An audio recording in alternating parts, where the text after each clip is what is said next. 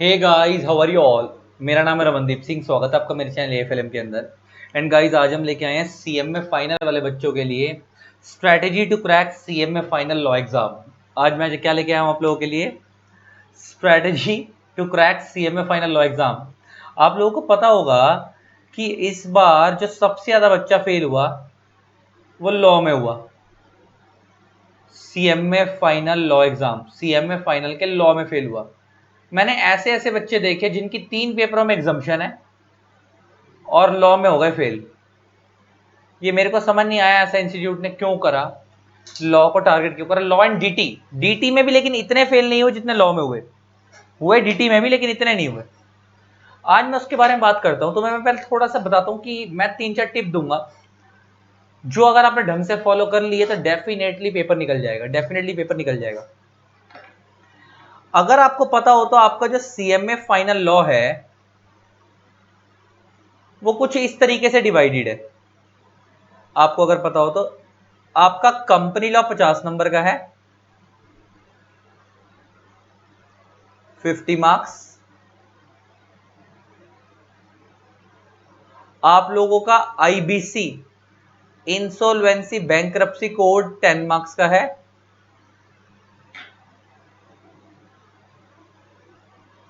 आप लोगों की कॉर्पोरेट गवर्नेंस,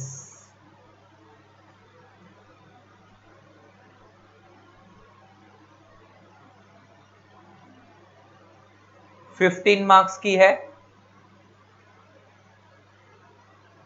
एंड आप लोगों के अलाइड लॉज, बचे कुछ लॉज, बैंकिंग, इंश्योरेंस वगैरह वगैरह वगैरह, वो जो है आपके 25 मार्क्स के हैं। तो ये आपका हो गया 25, 15, 40, 40, 50 और 50, 100। ये आपका बाइफर्केशन है। एक्चुअल में ना इधर अगर मैं आऊं तो बच्चा ना गिने चुने टॉपिक करके जाता है। डायरेक्टर्स, डिविडेंड,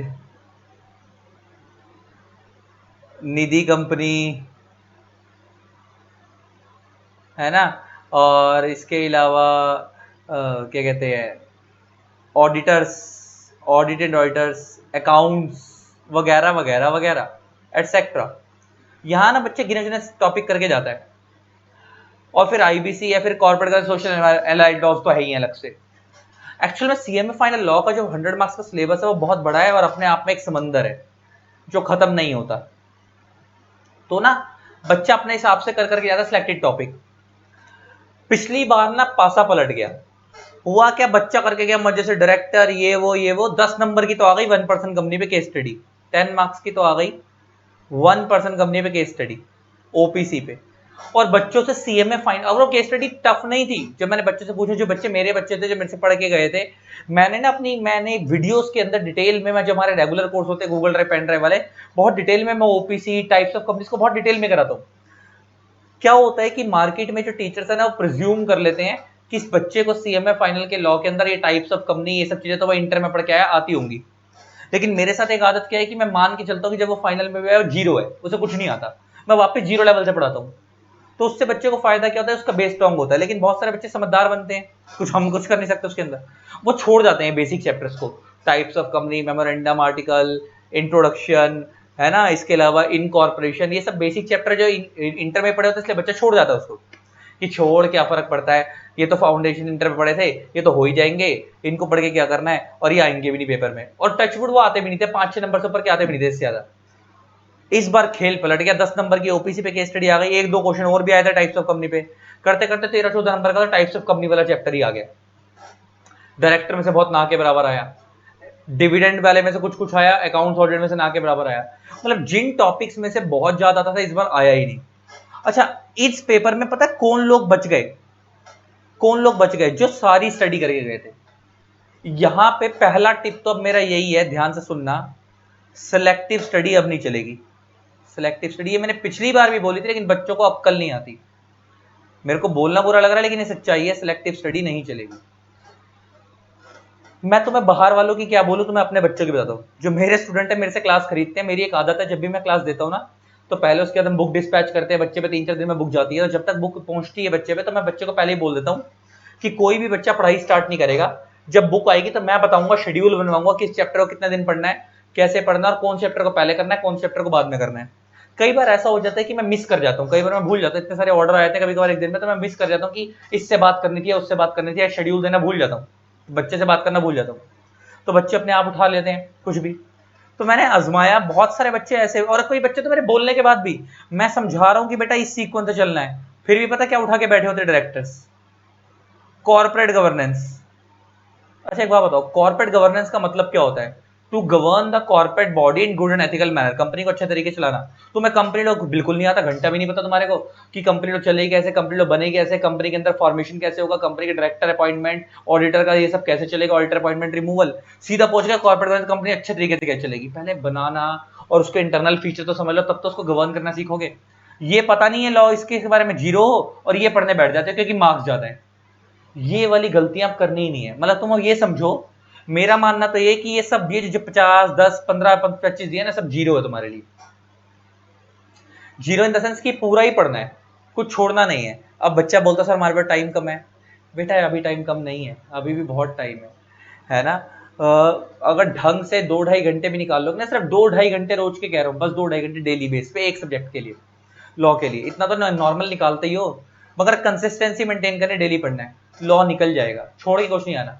क्योंकि ना अब तुम्हारे को ना प्रेजेंटेशन स्किल्स तो मैटर करेंगी नहीं, प्रेजेंटेशन में तो बहुत चीजें कम लिखना है, ज्यादातर पेपर तो ऑब्जेक्टिव ही आएगा क्योंकि अब ऑनलाइन होगा। तो क्या होगा, जब प्रेजेंटेशन इतनी मैटर नहीं करती, लेकिन अब एमसीक्यू होंगे, ऑब्जेक्टिव होंगे, तो उसमें क्या होगा, जितनी बार पढ़ा होगा ना, तो इसका सेकंड पॉइंट यहां से निकल के आया, मल्टीपल रिविजन्स।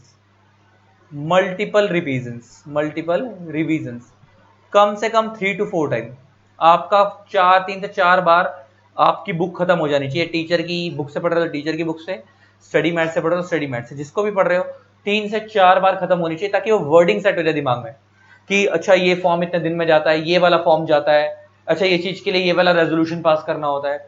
वो सब चीजें सेट होंगी तब दिमाग में, अगर पेपर में एमसीक्यू नीचे जो बनते हैं, कितने दिन में जाता है, ये सब चीजें जब छोटी छोटी चीजें होती हैं, तो वो सब चीजें तब सेट होंगी जब मल्टीपल रिविजन्स की होंगी।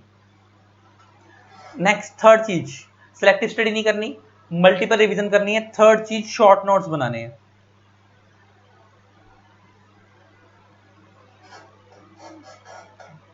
Try to cover your whole syllabus in 25%, 25% में होल सिलेबस को समराइज करो। होल सिलेबस कितने परसेंट में समराइज करो, 25%। मतलब अगर मान लो तुम्हारे टीचर की बुक 500 पेज की है, तो उस केस के अंदर तुम्हारे जो समराइज नोट्स होने चाहिए वो 125 पेज से ज्यादा के नहीं होने चाहिए अपनी कॉपी के अंदर। मैं तो बच्चों को अपने इस तरीके से बताता हूँ कि जैसे सपोज तुम अगर मेरी क्लास देख रहे हो, और मेरी एक आदत है कि मैं एक दिन में 4-5 पेज से ऊपर नहीं कराता, तो मैंने आज सपोज 5 पेज कराए हैं तुम्हारे क्लास में, तो डेली बेस पे ही जब जब क्लास देखी, 5 पेज की समरी बना ली कि रमन सर ने 5 पेज में क्या कराया था, उसकी 1 या 1.5 पेज में समरी बना ली कि अल्टीमेटली 5 पेज में ये पॉइंट इंपॉर्टेंट है और इनका ये एक रक्स था। जैसे एग्जांपल में लेके बात करता हूँ, तुम लोगों ने सालोमन का केस पढ़ा था, सालोमन के केस में सेपरेट लीगल एंटिटी को डिसाइड किया गया था। सेपरेट लीगल एंटिटी का केस था, उसमें ये बताया गया था सालोमन खुद है, उसकी फैमिली मेंबर है, उसके बच्चे थे, उसकी वाइफ थी, किसके पास कितने कितने शेयर थे, वो सब तुमने केस में पढ़ा था।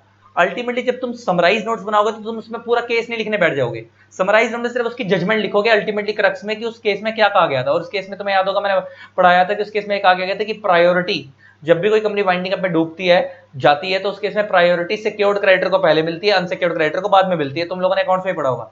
तो वो जो एक लाइन था, एक लाइन का क्रक्स, बस उस क्रक्स को लिख दो, सालोमन की केस स्टडी खत्म हो गई एक लाइन में, ताकि उसका मेन बात याद रहे उसमें कहा क्या गया था। तो सेम समराइज नोट्स बनाने का ये तरीका होता है कि आप मेन चीजों को निकाल के सम अप कर दो और उसको समराइज करके नोट्स बनाओ, और 25% से ज्यादा नहीं बनने चाहिए। तो पहला, सिलेक्टिव स्टडी करनी जरूरी है, मल्टीपल रिवीजन जरूरी है, शॉर्ट नोट जरूरी है। चौथा, बहुत सारे बच्चे कहते हैं कि एमसीक्यूज प्रैक्टिस करने पड़ेंगे, नहीं जरूरत है यार, ढंग से लाइन बाय लाइन लॉ पढ़ लो। एमसीक्यूज के लिए जितने, देखो मार्केट से स्कैनर ले लो, अभी वैसे भी ज्यादा एमसीक्यू है नहीं, मार्केट स्कैनर ले लो, उसमें एमसीक्यू भी मिल जाएंगे और क्या कहते हैं तुम्हारे क्वेश्चन आंसर भी होंगे, सब कुछ होगा। प्रैक्टिस, पास्ट अटेम्प्ट के जो क्वेश्चंस होते हैं उनको प्रैक्टिस करना बहुत जरूरी है, पास्ट अटेम्प्ट के क्वेश्चंस को प्रैक्टिस करना बहुत जरूरी है। बच्चा बोलता है सर पास्ट अटेम्प्ट के क्वेश्चंस तो अब आएंगे ही नहीं, वो तो लिखने वाले होते हैं, सब तो लिखने वाले आएंगे नहीं। बेटा इन्होंने करा क्या है, उन्हीं क्वेश्चनों को बेस बनाकर जो पहले बड़ी बड़ी केस स्टडी आती थी उन्हीं के बेस पे एमसीक्यू बना दी है। तो वो इफेक्टिव होंगे, वो काम करेंगे। अच्छा मगर एक चीज याद रखना कि स्कैनर ना अमेंडेड नहीं होते हैं, अमेंडमेंट्स नहीं होती उसमें कवर। तो अगर तुम जिस टीचर की बुक से पढ़ रहे हो, जैसे मैं अपनी बुक में, मेरी तो एक आदत है कि मैं अमेंडमेंट डेट वाइज डालता हूँ। तो तुम किसी भी टीचर की बुक से पढ़ रहे हो, तो अगर उसने अमेंडमेंट डाल रखे तो तुम अपनी टीचर की बुक को ही भरोसा मान के चलना। तुम किसी स्टडी मैट को तो आसानी से भरोसा मत करना, उसमें भी अमेंडमेंट कवर नहीं होती। और स्कैनर के भी आंसर पे भरोसा मत करना। अगर तुम्हें लगे ना कि यार तुम्हारे सर ने आंसर कुछ और डाला हुआ है और तुम्हारे स्कैनर में आंसर कुछ और है, तो सर वाली, अगर सर से एक बार पूछ लेना कि तुम्हारे सर की बुक अमेंडेड है या नहीं है, तो सर की बुक पे भरोसा करना, स्कैनर पे भरोसा मत करना, क्योंकि उसके आंसर गलत होते हैं। ये 4 चीजें कर लो, कोई ताकत तुम्हें फेल नहीं करा सकती, कोई भी ताकत तुम्हें फेल नहीं करा सकती। अभी भी बता रहा हूँ, सिलेक्टिव स्टडी मत करना। अच्छा पिछली बार जब मैंने बोला ना, तो बहुत सारे बच्चे मेरे को बोल रहे, मैंने ना पिछली बार बोला था टाइप्स ऑफ कंपनी इंपॉर्टेंट है। अच्छा मैं types of company important chapter इसलिए बोलता हूँ क्योंकि तो वो पूरे लॉ का बेस है। तो बच्चे को लगा यार रमन सर ऐसे ही बोले जा रहे हैं, आज तक तो टाइप्स ऑफ कंपनी 2-3 नंबर से ऊपर का आया नहीं। चांस की बात मैंने उस बार बोला, इस बार पेपर में 13-14 नंबर का, 10 नंबर की ओपीसी की केस स्टडी, बाकी 2-4 नंबर के अलग से क्वेश्चन, 14-15 नंबर का टाइप्स ऑफ कंपनी वाला चैप्टर आ गया। बच्चों को लग गई इनका। मैंने बहुत पहले बोला था अल्टीमेटली, और बच्चा उसे छोड़ के गया हुआ था। तो बेटा फेल होने में ना, बहुत सारे बच्चों को तो चलो समझ नहीं आया कि ऐसा हो क्या, वो क्यों फेल हो गए, उनका पेपर अच्छा गया था, लेकिन बहुत सारे बच्चे अपनी गलती से फेल हुए हैं। तो ये 4 चीजें कर लो बेटा, आप फेल नहीं होगे, आप फेल नहीं होगे, ठीक है। बाकी मैं कंपनी लॉ का मैराथन लेके आने वाला हूँ, अभी 2-4-5 दिन में ले आऊंगा। पहले अमेंडमेंट लाऊंगा, फिर मैराथन लाऊंगा, मतलब 10-15 दिन में सब कुछ आ जाएगा, देख लेना। बाकी आप लोग मेरे से व्हाट्सएप पे ऐड हो सकते हो, मेरे से जुड़ सकते हो। व्हाट्सएप पे मैंने ब्रॉडकास्ट बना रखा है सीएमए फाइनल वालों का, तो आपको जुड़ना है तो मेरे को व्हाट्सएप पे लिख के भेज सकते हो, हाय, आपका नेम जो भी है XYZ, आपका लेवल, लेवल में लिखना आप सीएमए फाइनल, और आपका पर्पस, पर्पस में आप लिख देना ब्रॉडकास्ट। तो ब्रॉडकास्ट में जब आप में आपको लिख दोगे, तो इसमें जितने भी फाइनल से रिलेटेड अपडेट है, सीएमए फाइनल से रिलेटेड, वो आपको मैं शेयर कर देता हूँ फ्री ऑफ कॉस्ट। अपडेट्स, कोई नोट्स वगैरह देने हैं तो वो सब आते हैं इसमें। और एक चीज और, नंबर बच्चे मेरे से पूछते हैं आपको व्हाट्सएप नंबर क्या है, तो व्हाट्सएप नंबर है 8802233513। ठीक है, वैसे तो स्क्रीन पे फ्लैश भी हो रहा है। कॉल मत करना, सिर्फ मैसेज करना। और पहले बता रहा हूँ, ये व्हाट्सएप पे ब्रॉडकास्ट है, ग्रुप नहीं है, तो इसमें आपको ये नहीं पता लगेगा अदर मेंबर कौन है, जैसे ग्रुप में पता लगता है। यहाँ पे जब मैं ऐड करूंगा, आपको ऐड होने की नोटिफिकेशन भी नहीं आएगी, लेकिन जब मैं ऐड करूंगा तो जो भी अपडेट होंगे वो आप पे आ जाया करेंगे, ठीक है। चलो, आई होप आपको ये टिप्स समझ आए होंगे। बेसिक बेसिक बातें करें, लेकिन ये बहुत जरूरी है। और बहुत कंसेप्चुअली पढ़ने की कोशिश करो, ये लाइन बड़ी इंपॉर्टेंट है, रटना नहीं है, कंसेप्चुअली पढ़ने की कोशिश करो, कंसेप्ट अपने बहुत स्ट्रॉन्ग करो, ठीक है। चलो, आई होप आपको वीडियो अच्छी लगी होगी। इसी तरीके से वीडियोस को प्यार देते रहे। Keep keep supporting, thanks a lot, bye bye. जिन लोगों ने अभी तक चैनल को सब्सक्राइब नहीं करा, सब्सक्राइब कर देना, साथ में बेल आइकन को प्रेस कर देना, ताकि आपको मेरे न्यू वीडियोस की नोटिफिकेशन मिलती रहे। टाटा।